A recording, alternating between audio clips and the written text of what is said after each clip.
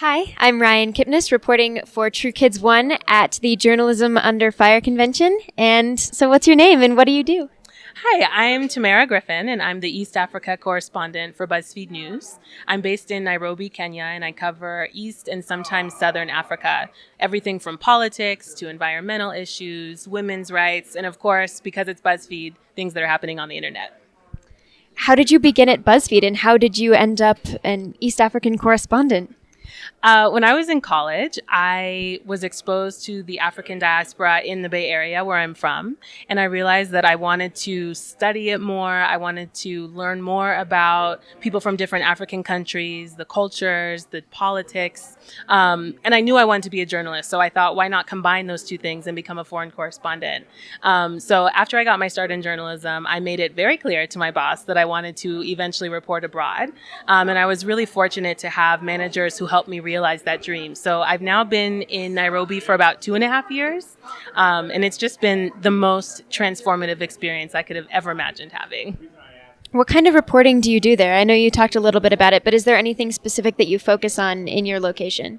Well, because I'm the only one from BuzzFeed based in East Africa, I both have a lot of responsibility to cover a wide range of topics. So while you might have foreign correspondents who only focus on war and conflict, or others who focus on the environment or politics, I do a little bit of everything. I've covered presidential elections in Kenya, Zimbabwe, South Africa. I've covered political movements in Sudan. I covered a drought in Madagascar. I've covered a Me Too movement happening in Ethiopia.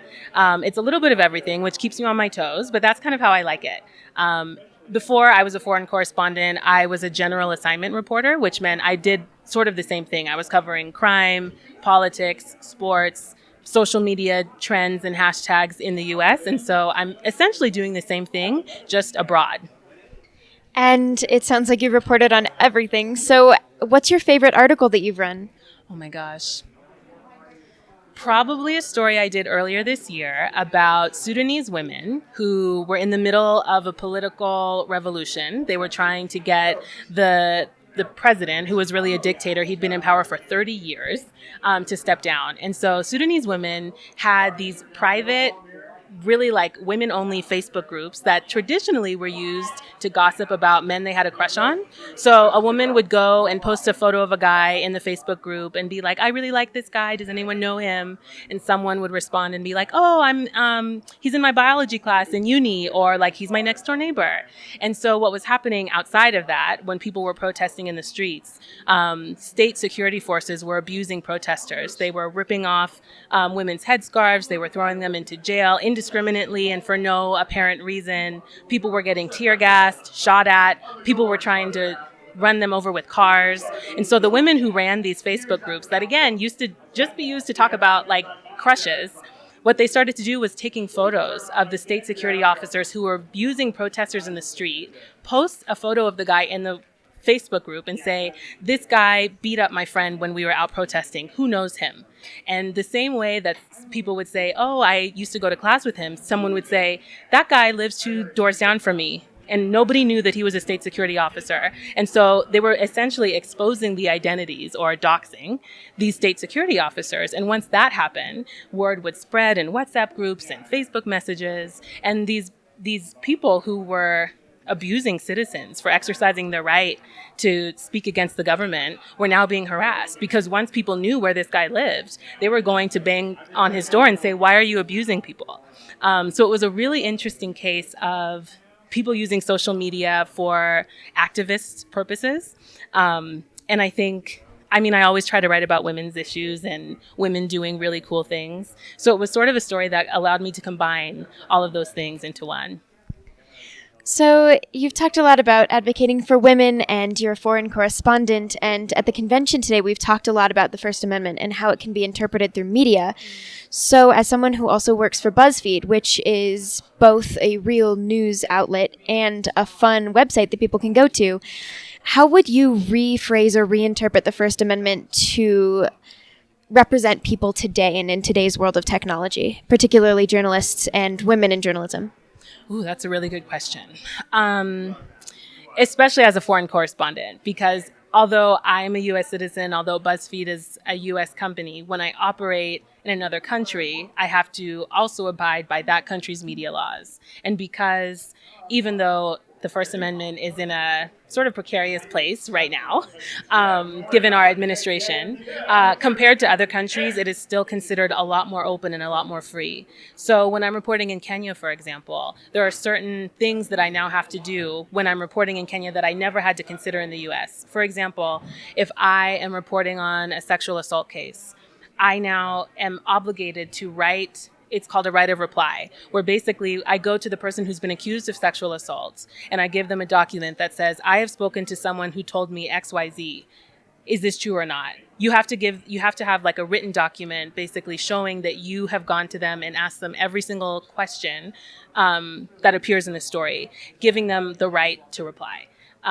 So there are sometimes discrepancies between the obligations that I have reporting in Kenya versus the US, and which in a lot of ways has made me grateful even more grateful for the First Amendment than I was before reporting abroad. And even when it comes to the ways in which the First Amendment grants journalists protection, that's not the case in Kenya. So there have been times where I've reported on a crime in Kenya, and I will talk with local journalists who will give me numbers and sources because they themselves, after they get to a certain place in their reporting on the same story, they start getting threats from the government sometimes, and can't continue because they might get harmed or their families might get harmed. So it sort of answers your question a little bit, but I would say that reporting abroad has given me an even greater appreciation for the First Amendment, and watching what's happening in the U.S. from abroad has just made me. It's given me a little bit of pride. I mentioned earlier that I'm just so impressed with Gen Z and the way that you guys are taking to the streets without thinking twice, speaking up against inequality and oppression and violence. And I think the First Amendment has a lot to do with that. So I think that it is not just being seen as this ancient document, it's being seen as permission to speak out against wrongdoing and to kind of fight for the future that you guys want. And as a quick last question, what advice would you give to aspiring activists and journalists? Ooh, that's a good question. It's never too soon to start, whether it's starting a blog. I had basically no formal experience in journalism my freshman year of college. And I went to a career fair that freshmen were really not supposed to go to. I sort of broke the rule and walked up to someone and asked for an internship, and I got it. And so I think that people who are willing to break the rules in a safe way end up getting rewarded with opportunities. And I would specifically say for young activists and journalists who come from marginalized communities. So if you are a person of color, if you are part of the LGBT community, if you are a minority in your community, you should feel even more emboldened, even though I know it's scary sometimes, to enter spaces that might not have been created for you. I mentioned earlier that journalism historically has been a very straight, white, male profession. And growing up, I didn't see very many Black female journalists, certainly very few Black female foreign correspondents.